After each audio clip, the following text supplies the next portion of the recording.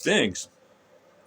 Weirdly, the e-files coming out showing how dark the elites are, that's validation for the Jehovites and their whole Bible story and the whole idea you're pointing at a quote unquote evil and the 10-horned beast elites that own and manipulate and do dark shit. Yeah, turns out that's kind of true, isn't it?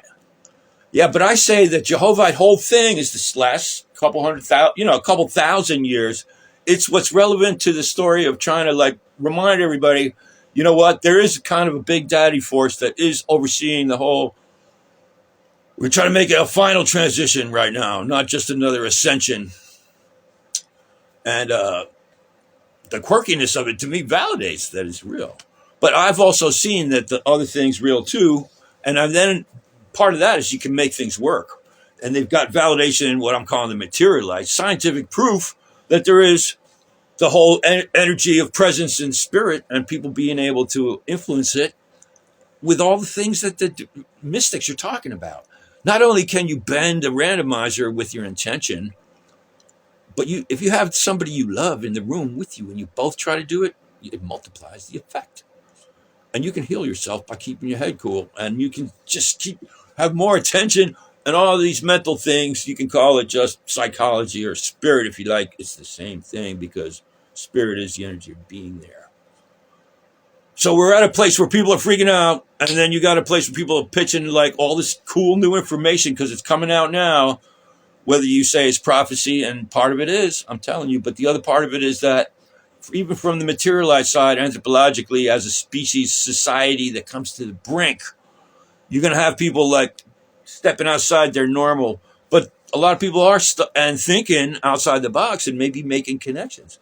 And right now, I say, look at this amazingness. I could be talking to China right now. So the fact that if something were to come together, it could be shared that quick. And meanwhile, this is a meeting of the Intrepid Citizens Council, the Neighborhood Party Unlimited, which could be a real project. And that's the unlimited part. Yeah, you want to go local with it. And Vermont's a good place to start it. Twice we brought it out. 3 times we brought it out. In New Mexico, at Burning Man, and in Vermont. All 3 places. Everybody loved it. Press really liked it. And it's a good organizing tool, whether you do it for real or not. And the principle is you got communities respecting each other, whatever way they do. And then the neighborhood party network is the thing that you have protocol, how you interact. And that's how a business economy could work. That's how a real economy could work. I wanted to get into more specifics. I was going with the Mseli. So next you could have projects of where's your food coming from and those people, and have all those like in a tight network you check in every day. But that just can be an app of convenience, or it can be an app of how you actually arrange your consumption. I think there's an important one. You take that same concept, apply it to, it gets more complicated, and there's ways to do this. Probably a network of apps that allow you to like plan your whole consumption from a much more integrated to the communities that you're trying to work with, whether or not you're explicitly working with them. Another one that lets you begin to make the explicit connections. And I'm into a phase where I post it to YouTube so I can get the transcripts, but it's not useful transcripts that I can somehow edit into little things. So I'm still kind of stuck trying to do that by hand. I was good at doing it by hand. And I've got several points of outreach out here in Tallahassee. And meanwhile, this is a report to the Intrepid Citizens Council. I'm taking on the role of just running the meeting until somebody else steps up. And you guys can connect with me on PM, whatever, we can do chat.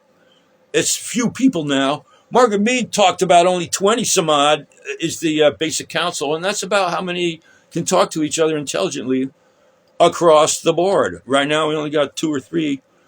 I know there'd be a few more if they could listen to me talking, and those among the ones that want to see it on paper, maybe I could just shoot them a transcript.